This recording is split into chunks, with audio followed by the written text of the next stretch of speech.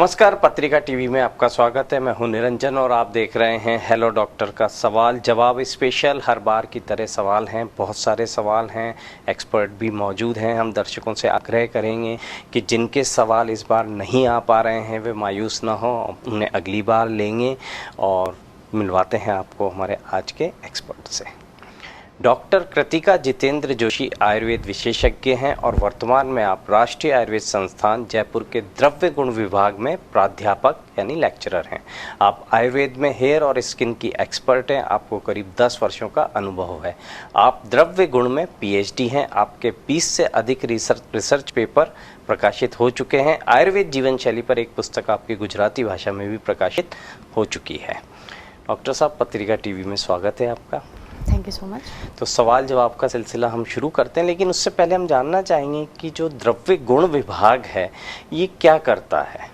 जी, द्रव्य गुण विभाग जो है वो you can say Ayurvedic pharmacology, मतलब कि जो आयुर्वेद में जो मेडिसिनल प्लांट्स यूज़ होते हैं उसके रिलेटेड अभ्यास जो है इस विभाग में किया जाता है। उसका प्रॉपर आइडेंटिफिकेशन, क्योंकि 4000 साल पहले संहिता में जो द्रव्य बताए गए वो इस समय अवेलेबल है कि नहीं, या अवेलेबल है तो किस तरह से अवेलेबल हैं, और उसको मार्केट से लिया जाए या किस तरह से उसको कल्टीवेट किया जाए और उसका चिकित्सा में किस तरह से उपयोग किया जा सकता है, उसके रिलेटेड ज्ञान जो है वो द्रव्य गुण विभाग से मिलता है। और ऐसा कह सकते हैं कि अगर आपके पास द्रव्य गुण का नॉलेज नहीं है तो आप आयुर्वेद कम जानते हैं, ऐसा आप मान सकते हैं। तो आयुर्वेद के लिए ये एक बेस लाइन है।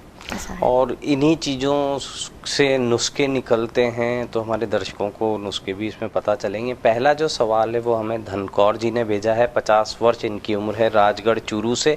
इन्होंने एलोपैथी के साथ आयुर्वेद में भी जवाब मांगा है। मुझे 2 साल से रात को सोते समय या किसी भी समय सामान्य काम करते हुए 5-6 बार लगभग 2 मिनट के लिए पूरे शरीर में पसीना आ जाता है। मेरे lipid, ECG, blood test normal है, बीपी शुगर भी नहीं है, तो ऐसा क्यों होता है? जी, पसीना आने की समस्या जो है, अगर हम सामान्य भाषा में बात करें तो ये शरीर की गर्मी से रिलेटेड है। एक तरह से जो है पसीना ज़्यादा आता है वो हमारे शरीर के लिए अच्छा है, क्योंकि वो टॉक्सिन्स जो है वो निकल जाते हैं। पर अगर वो ज़्यादा मात्रा में आ रहा है तो वो हमारे शरीर की गर्मी को दर्शाता है। तो इसके लिए आपको खाने पीने में थोड़ी परहेज़ करनी चाहिए कि भाई ज़्यादा तीखा, तला हुआ, गर्म चीज़ें से आपको दूर रहना चाहिए। और जो नहाने के साबुन की जगह पे आप बेसन या फिर नीम के पत्ते का पानी बना के उसी से नहाएंगे तो आपको जो है धीरे धीरे पसीने की समस्या से छुटकारा मिलेगा। और जो नहाने का पानी आप साबुन यूज़ करते हैं उसकी जगह पे बेसन के साथ मुल्तानी मिट्टी और थोड़ा सा चंदन पाउडर अगर लेके आप उसका उपटन के तौर पे इस्तेमाल करेंगे तो फिर आपकी पसीने की समस्या जो है वो धीरे धीरे कम हो जाएगी।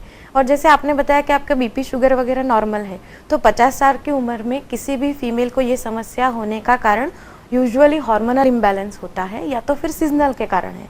तो ये आपके जो भी कारण हैं उसका आप ध्यान रखें, उसकी तलाश करें कि कौन से कारण से ये आपको हो रहा है और उसको दूर करने का प्रयत्न करें। अगला जो सवाल है वो हमें भेजा है रोशनी ने। इनकी उम्र है 22 वर्ष, देवास मध्य प्रदेश से। ये भी अन्यपैथी के साथ आयुर्वेद में जवाब चाहती हैं। कह रही हैं मुझे 3 साल से स्लिप्ड डिस्क L5S1 की समस्या है। मुझे उठने, बैठने, चलने फिरने, सोते हुए, करवट लेने पर व यूरिन के वक्त बहुत दर्द होता है। कूल्हे में सुन्नपन रहता है। दर्द से नींद भी पूरी नहीं हो पाती है। इन्हें आराम कैसे मिलेगा? इतनी छोटी उम्र में स्लिप डिस्क की प्रॉब्लम होना ये आयुर्वेद के अनुसार जो है बढ़े हुए वात के कारण होता है। It is one of the वात व्याधि। तो इसमें हमारे आयुर्वेद में पंचकर्म का बहुत ही अच्छा रोल बताया गया है। अभी के लिए आप घर पे मालिश, ये मतलब कि मालिश शेक का प्रयोग कर सकती है। मालिश के लिए आप महानारायण तेल ले लें और सिकाई के लिए नीम के पत्ते या निर्गुंडी जिसको बोलते हैं उसके पत्तों को पानी में उबाल के उससे आप सिकाई करेंगे तो आपको तो जो है दर्द में राहत मिलेगी। बट एज ए आयुर्वेद विशेषज्ञ मैं आपको सलाह देना चाहूँगी कि कोई चिकित्सक से आप सलाह लें और इसकी प्रॉपर चिकित्सा करवाएं जिसमें पंचकर्म समाविष्ट हो, तो आपको जो है जल्दी से राहत मिलेगी इसमें। अच्छा, एलोपैथी में तो फिजियोथेरेपी में एक्सरसाइज भी बताते हैं, तो आयुर्वेद में जैसे योग है तो इनको कुछ योग से भी आराम मिल सकता है? यहाँ पे स्लिप डिस्क जो है वो डिजेनरेटिव चेंजेस बताते हैं, तो ज़्यादा स्ट्रेचिंग वाले व्यायाम इनको एडवाइजेबल नहीं है। ज़्यादा व्यायाम करना इनके लिए नुकसानकारक हो सकता है, बट हाँ मालिश कर सकते हैं, वो हल्का स्ट्रेचिंग या थोड़ा सा वॉकिंग वगैरह कर सकते हैं। इससे ज़्यादा स्ट्रेच करना उनके डिस्क के लिए प्रॉब्लमेटिक हो सकता है, तो इससे थोड़ा बचें। अगला सवाल हमें भेजा है निशा ने। इनकी उम्र है 15 वर्ष, उदयपुर से। ये कह रही हैं स्किन पर जलने, चोट लगने के दाग को कैसे मिटाएं? थोड़ा सा चलने या कोई काम करने पर थकान क्यों होने लगती है? स्किन पर जो हमें दाग लगते हैं या जलने या चोट लगने के निशान जो रहते हैं, उसको मिटाने के लिए आपको long term treatment external application में देनी कर सकते हैं। जैसे कि आप एलोवेरा जो है वो आप कंटिन्यू लगाएं, 3 महीने 4 महीने तक आप उसको लगाएंगी तो धीरे धीरे जो दाग हैं वो कम होते जाएंगे। उसके साथ साथ आप हल्दी और मक्खन यूज़ कर सकते हैं। दूसरा, मंजिष्ठा जो आती है, मंजिष्ठा आपको मार्केट में मिल जाएगी, उसका पेस्ट बना के आप स्किन पे यूज़ कर सकते हैं। इससे धीरे धीरे दाग जाएंगे। यूजुअली क्या होता है कि जितना बड़ा स्कार होगा it will take that much of time to heal, तो उसके लिए आपको इस तरह के लेप का प्रयोग करना चाहिए। इससे धीरे धीरे जो है वो दाग कम होंगे। और जो आपने समस्या बताई कि जिसमें आपको थोड़ा सा चलने से या काम करने से थकान लगती है, तो उसका कारण आपकी खून की कमी हो सकता है। तो आप अपने खून की कमी को बढ़ाने, मतलब कि खून की मात्रा को बढ़ाने का डाइट लें या उसके रिलेटेड चिकित्सा करने का प्रयास करें।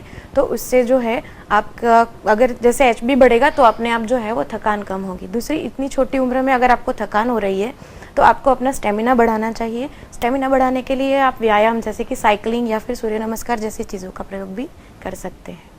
अच्छा, ये एलोवेरा और अन्य जो चीज़ें आपने बताई हैं चेहरे पर लगाने के लिए, जो भी निशान है वहाँ लगाने के, तो इनको कितनी देर रखना चाहिए? अधिकतर लोग रात को लगा के सो जाते हैं, फिर सुबह धो लेते हैं उस जगह को, तो वो समय ठीक है या कुछ देर के लिए ही लगाना चाहिए? जी, आयुर्वेद ऐसा नहीं बोलता कि आपका लेप जो है ओवरनाइट रहेगा। आयुर्वेद में लेप को प्रलेप बोला जाता है। प्रलेप तब तक रखना चाहिए जब तक कि वो स्किन पे सूख जाए। सिंपल टारगेट, अगर मैं आपको सिंपल क्राइटेरिया अगर बताऊं, तो आपके स्किन पे आपने कोई भी लेप लगाया और वो उसके ऊपर की सरफेस जैसे ही सूखने लगेगी तब आपको उसको वॉश करके या स्क्रब करके निकाल देना चाहिए। सिर्फ उतना टाइम रखना है। ओवरनाइट रखने का एज सच कोई बेनिफिट नहीं है।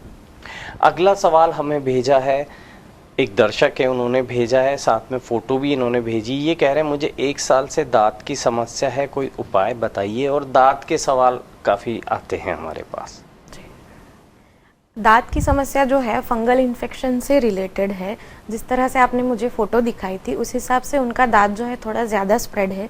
तो मैं इसके लिए एडवाइस करूँगी कि आप शोधन चिकित्सा लें, जिसमें आयुर्वेद में विरेचन बताया गया है, और निष्णात चिकित्सक जो स्पेशलिस्ट है, स्किन स्पेशलिस्ट हैं, उनसे एडवाइस लें। आयुर्वेद में इसके लिए लेप वगैरह भी बताए गए हैं। उसके साथ साथ अगर आप इंटरनल मेडिसिन लेंगे जिसमें रक्त शोधक, मतलब कि ब्लड प्योरीफायर जो चीज़ें हैं वो समाविष्ट रहती हैं, उसका अगर आप इस्तेमाल करेंगे तो आपको ज़्यादा फ़ायदा होगा। तो इसके लिए जो है आपको लेप के लिए इसमें नीम के पत्ते जो है उसको खट्टी छाछ में पेस्ट करके आप लगा सकते हैं। दूसरा कि जो मरी आते हैं ना, काले मरी, उसको थोड़ा सा पेस्ट करके मक्खन में लगाना है। ज़्यादा मात्रा में अगर आपने लगाया तो इससे जलन हो सकती है, इसलिए कम मात्रा में लगाएं। 10 मिनट रहने दें और छोड़ दें, और इससे आपके जो है जलन कम हो जाएगी। पर ये कुछ दिनों के लिए आप लगा के देखें। अगर आपको इससे फ़ायदा नहीं हो रहा है तो फिर आपको किसी चिकित्सक की एडवाइस लेके प्रॉपर मेडिसिन करनी चाहिए। तो हेलो डॉक्टर में अभी समय हो चला एक ब्रेक का। ब्रेक के बाद भी हमारे आयुर्वेद विशेषज्ञ के साथ सवाल जवाब जारी रहेंगे।